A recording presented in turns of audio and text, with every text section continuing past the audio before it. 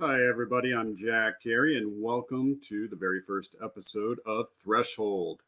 Tonight, I'm going to examine something that not many people have taken a very close look at, and that is the so called UFO patents of the US Navy.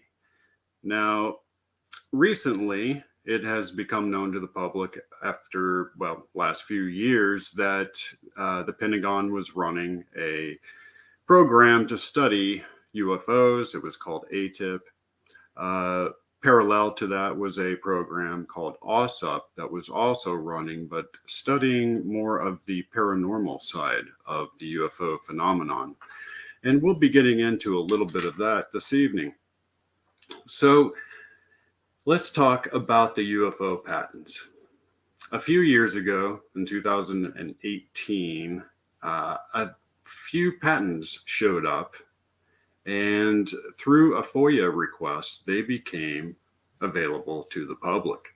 These patents are from the US Navy, and what they talk about is exotic technologies that we would all ascribe to UFOs.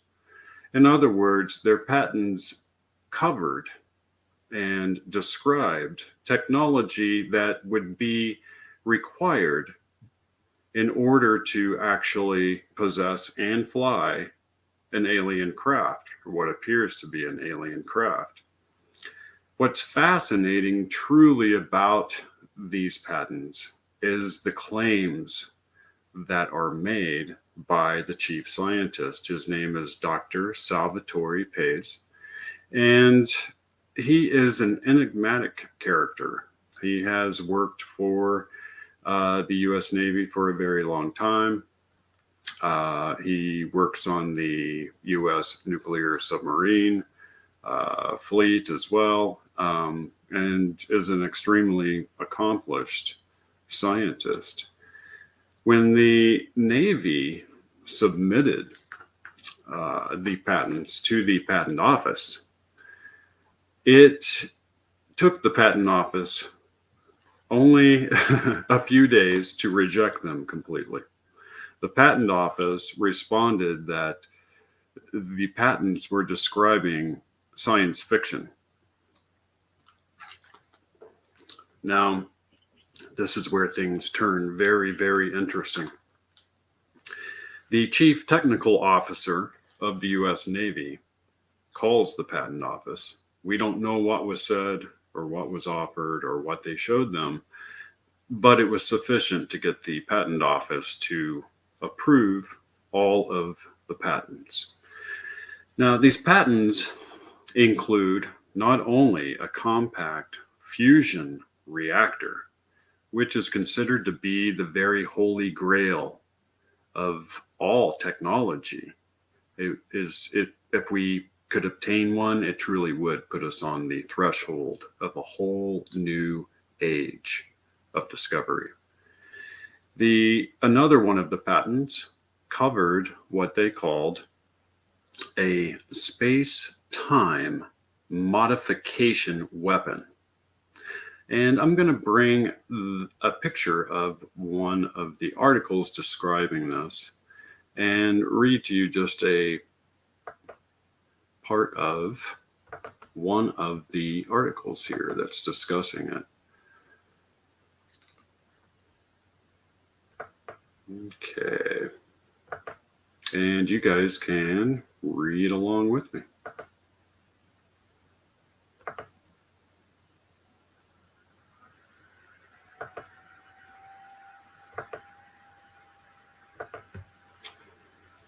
Very good. So this is actually from a leaked memo in the US Navy with Dr. Pais.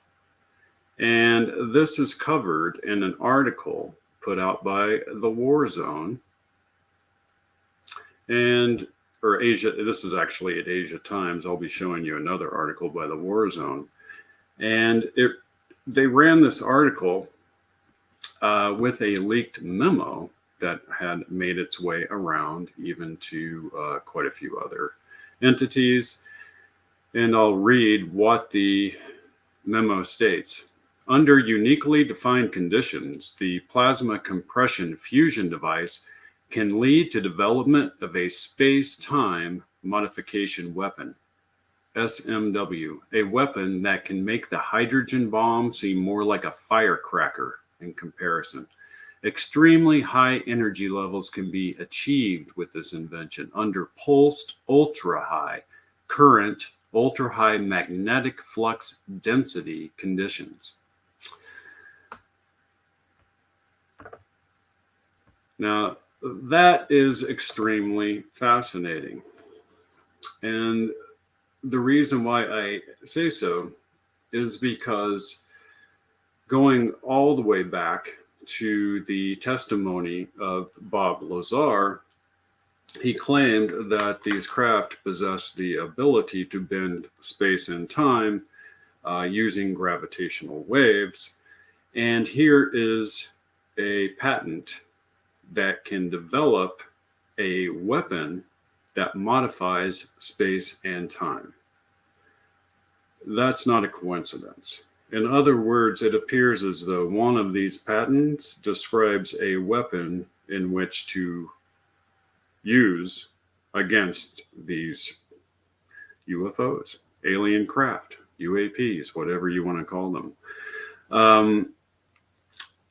It also goes on to say, and this is where things get even more crazy and even more interesting.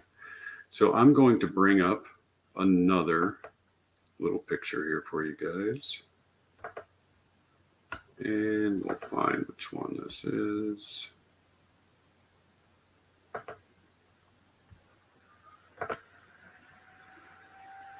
All right. So this is from one of the headlines that made it out there, and you can actually Google that, for that term, fabric of reality, U.S. Navy UFO, and you'll see a lot of this. So they control an invention that says it can alter the very fabric of reality.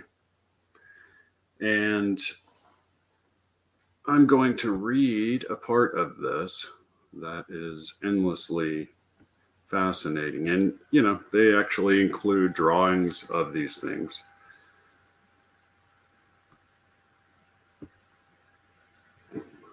It's a very, very well written article. And let me find my glasses. Right here. Among Pai's other patents are inventions that stem from similar thinking, outlining pieces of technology necessary to make his creations come to fruition.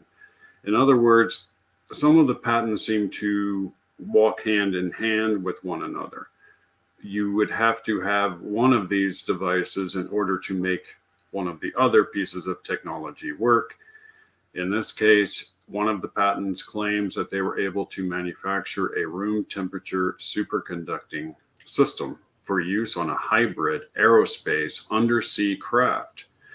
Now, if you'll recall, some of the sailors on board the U.S. Navy ships that were able to film some of these alien craft witnessed them diving into the ocean, traveling at extreme speeds, and then entering the atmosphere again. In fact, one of the 5 observables is transmedium travel. The 5 observables put out by Lou Elizondo and the ATIP program. These patents seem to not only describe that very technology, but it brings us to ask a lot of questions. Was this an attempt to sort of preempt the public asking questions about technology that we actually possessed? And I refute that completely. And there's a very good reason why. Recently, they have discovered through the OSAP program and through a doctor now, Dr. Gary Nolan, working with the CIA, that many of the people that were involved in studying the UFO phenomenon and who had encounters with them, including some of the F-18 pilots, actually suffered brain damage. And it wasn't just minimal brain damage, it was dramatic brain damage. Now, that's also out there and available online for people to look at. For us to possess a technology and not let these two secret programs know about it to the point where their people all got brain damage is something that would not happen. Therefore, those craft are not ours. Could it be that we have successfully back engineered alien craft just like Bob Lazar stated? It is an interesting and looking to be a very probable reality. So he goes on to say, another invention devised by Pace is an electromagnetic field generator that could generate an impenetrable defensive shield to sea and land, as well as space-based military and civilian assets. This shield could protect from threats like anti-ship ballistic missiles, cruise missiles that evade radar, coronal mass ejections, which anybody who knows anything about them would say is the biggest threat to civilization on this planet. Military satellites and even asteroids. So, what Dr. Pace has now patented and is all of the components necessary, really, for not only flying the craft, but for defeating them in battle, for creating a force field, which is impenetrable, which you can put around craft. In fact, on the hybrid craft part of the patent, it describes how it's able to project a quantum bubble around the craft. Thereby, it basically erases the molecules in front of it, hydrogen and oxygen in case of water. And so it's like that material is not even there. There is no resistance. And the same thing in the air. So now Nikola Tesla also talked about a death ray, and he also talked about a force field. Now, these are all generated, according to the patents, all the way going back to Tesla, by extremely high electromagnetic waves, fields. Physicists now know that other dimensions exist, and that the only thing which separates this dimension from another is an electromagnetic membrane. This is something often discussed in physics circles. So this electromagnetic membrane keeps us safe from another dimension and the beings who live on that dimension. It is believed that if you can generate an electromagnetic field strong enough that you can actually penetrate that electromagnetic membrane between dimensions and actually travel into that dimension. In fact, with the OSAP program and their findings of paranormal activity associated with the UFO phenomenon, the likelihood that these craft are interdimensional in nature is quickly gaining ground. And here is a type of technology which would allow us to open that door into their dimension. And not only allow us to do so, but allow us to do so armed to the teeth, basically, is what that describes. And hey, if they've developed a weapon that can take out a potentially hostile alien craft, I am all for that. And a force field made of electromagnetic waves is something that Tesla often talked about. And a interesting side to all of that is when Nikola Tesla died, the mass bulk of his research papers disappeared. And it is believed that they were recovered by government agents. Now, Bob Lazar claims to not only have worked on small craft, but that they had 9 other craft there. He referred to the small craft as the sports model. And this craft apparently was able to project gravitational waves, thereby bending space and time. And it can literally, you have a point here and a point here. You just bend the space and time in between it, and you just jump from point to point. There's no propulsion needed. And what's interesting about that is that it's quite possible that these are not only nuts and bolt craft, but that these nuts and bolt craft actually originated in another dimension. Now, nuts and bolts is, that's our primitive way of saying highly technology or high technology. But in this case, technology produced in another dimension could cancel out Newtonian physics in this dimension. And that's exactly what we see with these craft. So it's interesting that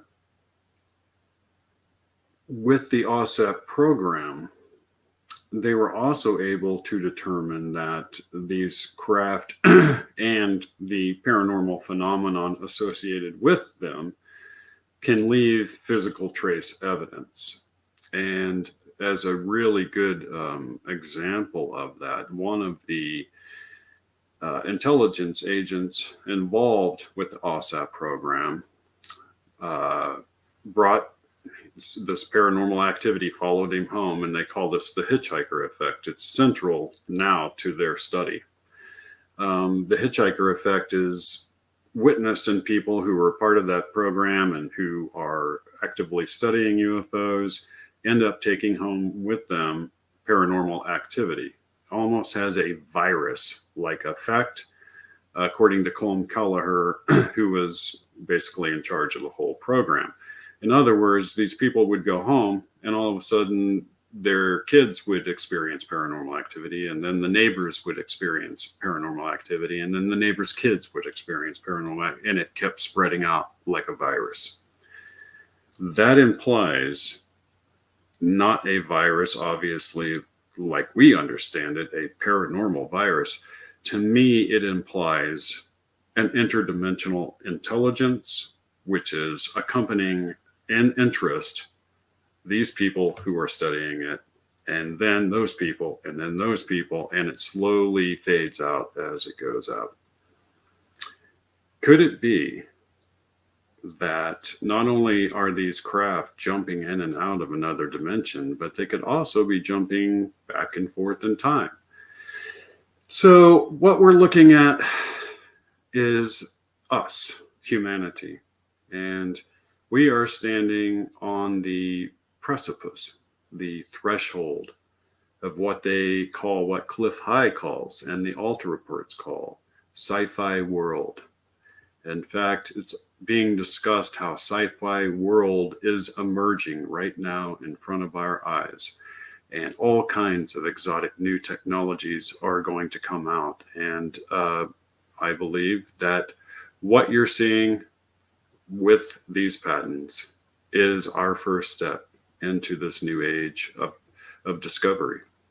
And let's remember, as I close the show here, that we have entered into the age of Aquarius. And the age of Aquarius is the age of secrets revealed.